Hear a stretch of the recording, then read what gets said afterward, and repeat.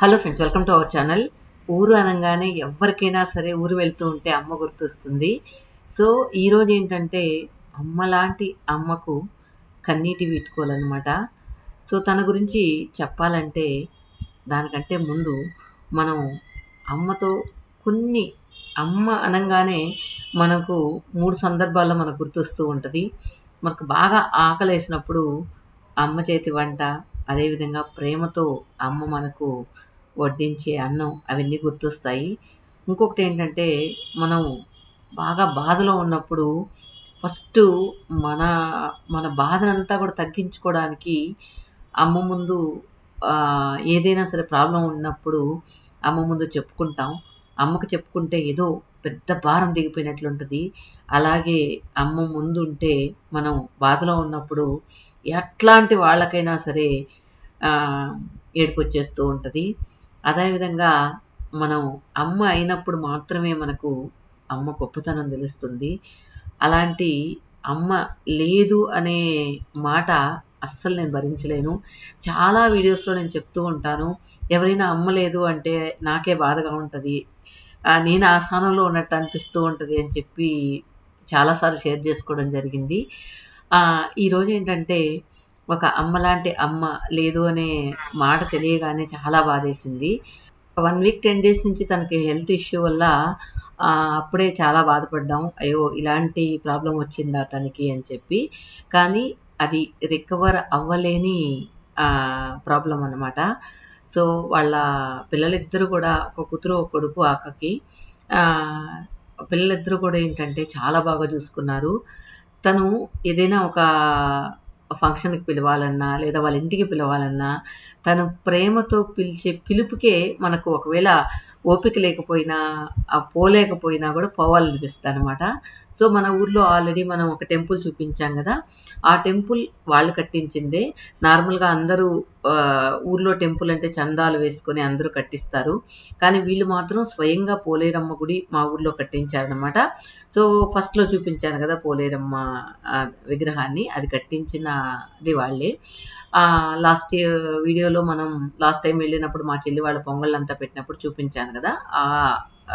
గుడి అన్నమాట. ఇది అక్క వాళ్ళ ఇల్లు. ఇదొచ్చి మనం 2020 అనుకుంటా. అప్పుడేంటంటే అది అమ్మ పుట్టినరోజు ఆ రోజు. నార్మల్‌గా మే మంత్‌లో అమ్మ అందరికీ మా చుట్టుపక్కల వాళ్ళందరికీ పిలిచి భోజనాలు పెట్టడం అలవాటు. సో, ఆ రోజు ఎందుకో తెలియలేదు అమ్మ నాకెందుకో నాగభూషణ అక్క బ్లెస్సింగ్ తీసుకోవాలని ఉంది అని చెప్పింది. ఎందుకంటే అమ్మ చుట్టుపక్కన ఉన్న వాళ్ళందరిలో కల్లా అమ్మ పెద్దది. సో, తినొక్కటే అమ్మ కంటే పెద్దదనమాట. సో, అప్పుడు నానమ్మ గూడా ఉన్నది. నానమ్మ దగ్గర తీసుకొని తర్వాత అక్క దగ్గరకొచ్చారనమాట. వస్తే ఎంతో ఆప్యాయంగా తనకు తెలీదు మేము వస్తామని కూడా. ఎంతో ఆప్యాయంగా ఎవరైనా ఏదైనా మాట్లాడేటప్పుడు మామూలుగా లోపల నుంచి వస్తుందనమాట ఆ ప్రేమ. అంత ప్రేమగా పలకరిస్తది. ఎవరినైనా సరే నాయనా, నాయనా, నాయనా ఇలాగే మాట్లాడుతది. రా నాయనా, మా ఇంటికి రా నాయనా అలా మాట్లాడుతదనమాట. ఎప్పుడు వెళ్ళినా గూడా నిర్మల చక్కగా చీరలు కట్టుకొనొస్తావు. కొద్దిసేపు చూడాలనిపిస్తుంది అని చెప్పి చెప్తూ ఉండేవారనమాట. ఏంటి అక్క అంటుంది అనుకుంటున్నారా? ఊర్లో అంతా అలవాటనమాట. బాగా ముసలివాళ్ళైతే అవ్వ అనడం. ఒక రకంగా ఉన్న వాళ్ళందరిని గూడా అక్క, అక్క ఎవ్వరైనా సరే అక్క, అక్క అని మా ఊర్లో పిలవడం అందరికీ అలవాటు. అలాగే ఆహ్, ఈ ఈ అక్కని గూడా అలాగే పిలవడం అలవాటయిపోయిందనమాట. ఇంకా తన గురించి చెప్పాలంటే తను చాలా ఉన్న కుటుంబంలో నుంచొచ్చిన మా ఊరికొచ్చిన కోడలనమాట. అప్పట్లోనే తనకు లేని బంగారం లేదంట. వడ్డాణం గూడా 45 సవర్ల వడ్డాణం ఉండేదంట. మామూలుగా అప్పుడు వడ్డాణాలు ఉండేవాళ్ళందరిని మహారాజులనేవాళ్ళు. అందరికీ వడ్డాణాలు ఉండేటివి కాదు. ఊర్లో ఎవ్వరి పెళ్లి జరిగినా ఒక్క వడ్డాణం ఊర్లో ఉంటే ప్రతి ఒక్కరి పెళ్ళికి అదే తిరుగుతూ ఉండేదనమాట అప్పుడు. ఎందుకంటే ఆ వడ్డాణం చేసుకునే తాహత్తు అందరికీ ఉండేది గాదు. అలాంటి గొప్ప కుటుంబంలో నుంచి వచ్చిన ఈ అక్కకి కెంపులు, పచ్చలు అప్పుడు ఆ రోజుల్లో ఏమేమి ఉండేవో అన్నీ గూడా ఉండేటివనమాట. ఏవి గూడా లైట్ వెయిట్ ఇప్పుడులాగా ఏమీ లేవు. అన్నీ హెవీ హెవీగా ఉంటాయి. ఒక్క సెట్ అంటే దగ్గర దగ్గర 20 సవర్లు, 30 సవర్లు, 40 సవర్లు అలా ఉండేటివనమాట. అలాంటి అన్నీ అనుభవించి వచ్చిన ఆవిడనమాట. ఇంకొకటేంటంటే తను ఇప్పుడు మా ఊర్లో ఉన్న వాళ్ళ స్థలంలో దగ్గర దగ్గర 15 కాపురాలు ఉన్నాయని చెప్తూ ఉన్నారు. అంత పెద్ద ఇల్లు. మేము చిన్నప్పుడు నాకు బాగా జ్ఞాపకం. వాళ్ళ ఇంట్లో వెళ్ళి అది ఇప్పుడు చుట్టూ గుడారాలో ఏదో అనేవాళ్ళనమాట అప్పుడు. ఇప్పుడు మామూలుగా ఏందంటే ఎక్కువగా గోదావరి జిల్లాల్లో ఉంటాయన్నమాట. అంటే చుట్టూ కట్టేసి మధ్యలో ఓపెన్ ఉంటుంది కదా! నేను టక్కన గుర్తు రావట్లేదు. అలాంటి ఇల్లు ఉండేదనమాట వాళ్ళకి. ఇప్పుడంతా ఫార్మ్ హౌస్‌లో గూడా అంతా అలానే కడుతూ ఉన్నారు కదా! అలాంటి ఇల్లు ఉంటే మేము ఎంచక్కా వర్షాలొచ్చినప్పుడు వాళ్ళ ఇంటికెళ్ళి ఆడుకున్న జ్ఞాపకం నాకైతే. అంత పెద్ద ఇల్లు. తర్వాత ఏంటి అంత పెద్ద ఇంట్లో ఉన్నవాళ్ళు ఇలా ఇంటికొచ్చేసారని అనుకోవచ్చు మీరు. ఇప్పుడున్న ఇంటికి. ఏంటంటే అక్క వాళ్ళ హస్బెండ్ ఏంటంటే ఎక్కువ రాజకీయాల్లో తిరిగేవాళ్ళంట. సో, రాజకీయాల్లోకి వెళ్తే అందరూ సంపాదించుకుంటారు గానీ వీళ్ళు ఎక్కువగా పోగొట్టుకున్నారు. సో, రాజకీయాల్లోకి వెళ్ళిన తర్వాత అంతా పోగొట్టుకొని మళ్ళీ వాళ్ళు నార్మల్ లైఫ్‌కి వచ్చేదానికి చాలా సంవత్సరాలు పడిందంట. అప్పుడు గూడా అక్క ఎప్పుడు గూడా ఆహ్, ఏమంటారు కుంగిపోలేదు. సో, దేవుడు మనకి ఎంతవరకు ప్రాప్తమో అంతవరకే అని చెప్పి చెప్తూ ఉండేవారంట. ఈవెన్ నాతో కూడా చాలా సార్లన్నారు. ఇవన్నీ నేను చూడనివా, ఇవన్నీ నేను అనుభవించనివా అనేవాళ్ళు. ఇంకా ఆడవాళ్ళ లెక్కలో వస్తే శారీస్ మాత్రం బాగా కొనేది, బాగా కట్టుకునేది. అదొక్క కోరిక తప్పితే ఆ అక్కలో నేను ఏ కోరిక కూడా చూడలేదు. అంత ఇదిగా ఉండేదనమాట. ఇంకా ఇద్దరు పిల్లల్ని గూడా బాగా ప్రేమగా చూసుకున్నది. అదేవిధంగా మనవళ్ళు, మనవరాళ్ళు అందరూ పెళ్ళిళ్ళయ్యాయి. అందరి పెళ్ళిళ్ళు చూసింది. తను అందరితో సంతోషంగా ఉంది. కానీ తనేమో సంతోషంగా వెళ్ళిపోయింది. కానీ వాళ్ళ పిల్లలు మాత్రం కుమిలిపోయే పరిస్థితి ఇచ్చేసి వెళ్ళిందనమాట. కానీ ఒక రకంగా వెతుక్కుంటే తనకున్న హెల్త్ ప్రాబ్లమ్‌కి తను మంచి పుణ్యం చేసుకుందనే చెప్పాలి. ఎందుకంటే ఎక్కువ బాధలు పడే సమస్య అనమాట తనకి. ఆ బాధలు పడకుండా అదే విధంగా వాళ్ళ అబ్బాయిని గాని, అమ్మాయిని గాని ఎక్కువగా తన వల్ల ఇబ్బంది కలగకుండా వెళ్ళిపోయారు. ఇంకా వాళ్ళ పిల్లలైతే అంటూ ఉన్నారనమాట. కనీసం అమ్మని మేము ఒక 2 నెలలైనా దగ్గరుండి చూసుకునే అదృష్టం లేకుండా పోయింది అని చెప్పి. అంటే హెల్త్ బాలేనప్పుడే కదా వాళ్ళ అవసరం తనకుండేది అని. ఎప్పుడు కూడా అదే అంటూ ఉంటారనమాట. కనీసం ఏ హెల్ప్ కూడా మా దగ్గర తీసుకునేది కాదు. ఎప్పుడైనా ప్రాబ్లమ్ ఉన్నప్పుడు కూడా నేను హెల్ప్ చేస్తానంటే కూడా వద్దమ్మా నేను చేసుకోగలుగుతా. నా 2 చేతులు బానే పనిచేస్తున్నాయి అని చెప్పేది అని చెప్పి వాళ్ళ అమ్మాయి చెప్పారు. ఏమైనా అమ్మ లేదు అనే మాట నిజంగా అందరినీ కదిలించి వేస్తుంది. ఇంకా వాళ్ళ అబ్బాయి గాని, వాళ్ళ అమ్మాయి గాని తట్టుకోవడానికి వాళ్ళు ఆ బాధ నుంచి తేరుకోవడానికి చాలా రోజులు పడుతుంది. అదేవిధంగా మనవళ్ళు గాని, మనవరాళ్ళు గాని తనతో బాగా అటాచ్‌మెంట్ అనమాట. నార్మల్‌గా మనం పెద్దవాళ్ళు వాళ్ళ వేవ్ లెంత్ గాని, వాళ్ళ మాటలు గాని అందరికీ చిన్న పిల్లలకి సరిపడవు గదా! కానీ అలా గాదనమాట. ఆవిడ అందరిని గూడా ప్రేమగా పిల్లలు గూడా తనని అంత ఆప్యాయంగా చూసుకునేలా ప్రవర్తించేది. అలా ఉండడం గూడా గొప్పతనమే గదా! సో, నిజంగా మా పిన్ని వాళ్ళ ఇంటి పక్కన ఉంటారనమాట. మా పిన్ని అంటూ ఉంది, "నిజంగా ఎంత ఇదిగా ఉండేది నాతో. మాకే చాలా కష్టంగా ఉంది. అలాంటిది వాళ్ళ పిల్లలు ఎలా తట్టుకుంటారా?" అని చెప్పి అంటూ ఉంది.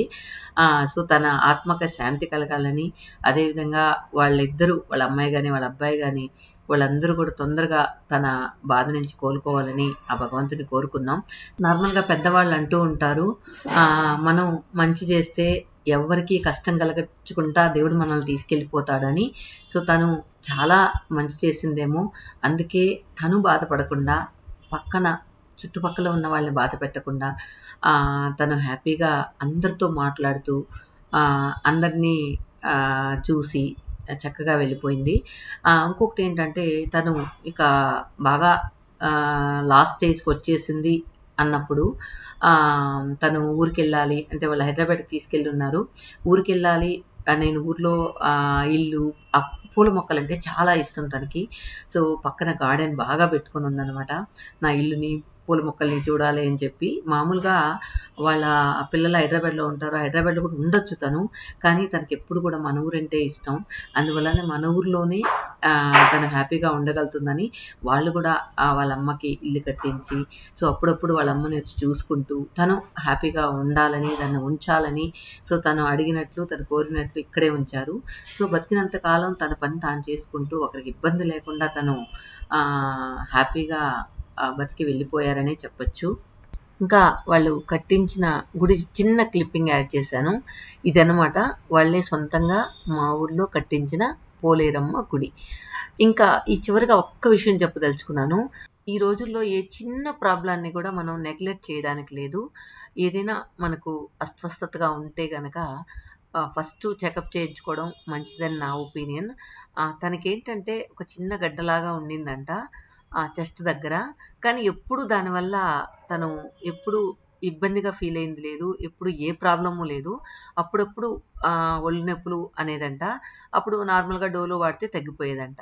కానీ అది క్యాన్సర్‌కి దారితీస్తుంది. ఒళ్ళంతా స్ప్రెడ్ అయిన దాకా అది బయటపడదు అనే విషయం ఎవరికీ తెలియలేదు. ఈవెన్ తనకు గూడా అంత ప్రాబ్లమ్ అవుతుందని చెప్పి అనుకోలేదు.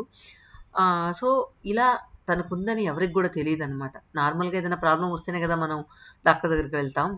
సో, అలా ఇప్పుడు ఒక 10, 15 డేస్ ముందు నుంచి ఫీవర్ స్టార్ట్ అయింది. అప్పుడు హెల్త్ చెకప్ చేస్తే తనకి క్యాన్సర్ అని బయటపడింది. ఇక దానికి అప్పటికే వీళ్ళు కనుక్కునేటప్పటికే ఒళ్ళంతా స్ప్రెడ్ అయిపోయింది. ఇంకా తనని బతికించలేమని చెప్పారు. అందువల్ల ఊరికి గూడా తీసుకొచ్చామని చూపించి, ఉన్న 15 రోజులో 20 రోజులో అందరూ దగ్గరుండి ఆమెని బ్రహ్మాండంగా చూసుకున్నారు. తను కూడా ఎక్కువగా బాధలు అనుభవించకుండా హ్యాపీగా వెళ్ళిపోయారనే చెప్పొచ్చు. ఒకవేళ అమ్మ లేదనే బాధ ఉన్నా కూడా తను ఎక్కువ బాధలు పడుతున్నా కూడా వాళ్ళ పిల్లలు చూడలేరు కదా! వాళ్ళ అమ్మ అంత బాధలు పడుతుంటే. సో, అలాంటిది కూడా ఆమె ఎక్కువ బాధలు పడకుండా, పిల్లల్ని బాధ పెట్టకుండా, తన వల్ల పిల్లలు బాధపడకూడదనే దేవుడు ఆమెను తొందరగా తీసుకెళ్ళిపోయాడేమో అని అనిపిస్తూ ఉంటది. సో, అందువల్ల మనం చిన్న హెల్త్ ప్రాబ్లమ్ అయినా కూడా, ఏది అనుమానం ఉన్నా కూడా హెల్త్ చెకప్ చేయించుకోవడం బెటర్ అని నా ఒపీనియన్. ఓకే ఫ్రెండ్స్, తనైతే హ్యాపీగా అన్నీ చూశారు. కానీ ఇప్పుడున్న పరిస్థితుల్లో ఎన్నో బాధ్యతలతో ఉన్న వాళ్ళు కూడా ఈ రోజున్న వాళ్ళు రేపు ఉండట్లేదు. అందువల్ల హెల్త్ అనేది ప్రతి ఒక్కరికి ఇంపార్టెంట్. హెల్తీగా ఉన్న వాళ్ళే కోటీశ్వరుడు అని చెప్పొచ్చు. డబ్బున్నవాడు కాదు కోటీశ్వరుడు అని చెప్పడం అని నా opinion. Okay friends, thank you for watching. అలాగే లాస్ట్‌గా తనకి ఆత్మశాంతి కలగాలని, వాళ్ళ పిల్లలు త్వరగా కోలుకోవాలని కోరుకుందాం. Thank you for watching. ఎందుకో ఈ చిన్న బిట్ యాడ్ చేయాలనిపించింది. ఈ సాంగ్ వింటే గనక ఇదేనా మన జీవితం అనిపించేలా ఉంటది. కవినై కవితనై భార్యనై భర్తనై, కవినై కవితనై భార్యనై భర్తనై, మల్లెల దారులలో మంచు ఎడారిలో, మల్లెల దారిలో మంచు ఎడారిలో, పన్నీటి జయగీతాల కన్నీటి జలపాతాల, నాతో నేను అనుగమిస్తూ నాతో నేనే భ్రమిస్తూ, ఒంటరినై కనవరతం కంటున్నాను నిరంతరం, కలల్ని కథల్ని మాటల్ని పాటల్ని రంగుల్ని రంగవల్లుల్ని కావ్య కన్యల్ని ఆడపిల్లల్ని, జగమంత కుటుంబం నాది ఏకాకి జీవితం నాది, జగమంత కుటుంబం నాది ఏకాకి జీవితం నాది, సంసార సాగరం నాదే సన్యాసం శూన్యం నాదే, జగమంత కుటుంబం నాది ఏకాకి జీవితం నాదే. మింటికి కంటిని నేనై కంటలు మంటను నేనై, మింటికి కంటిని నేనై కంటలు మంటను నేనై, మంటల మాటున వెన్నెల నేనై వెన్నెల పూతల మంటను నేనై, రవినై శశినై తివమై నిశినై, నాతో నేను సహగమిస్తూ నాతో నేనే భ్రమిస్తూ, ఒంటరినై ప్రతి నిమిషం వింటున్నాను నిరంతరం, కిరణాల్ని కిరణాల హరిణాల్ని హరిణాల, చరణాల్ని చలనాల కనరాని గమ్యాల, కాలాన్ని ఇంద్రజాలాన్ని, జగమంత కుటుంబం నాది ఏకాకి జీవితం నాది, జగమంత కుటుంబం నాది ఏకాకి జీవితం నాది, సంసార సాగరం నాదే సన్యాసం శూన్యం నాదే, జగమంత కుటుంబం నాది ఏకాకి జీవితం నాదే.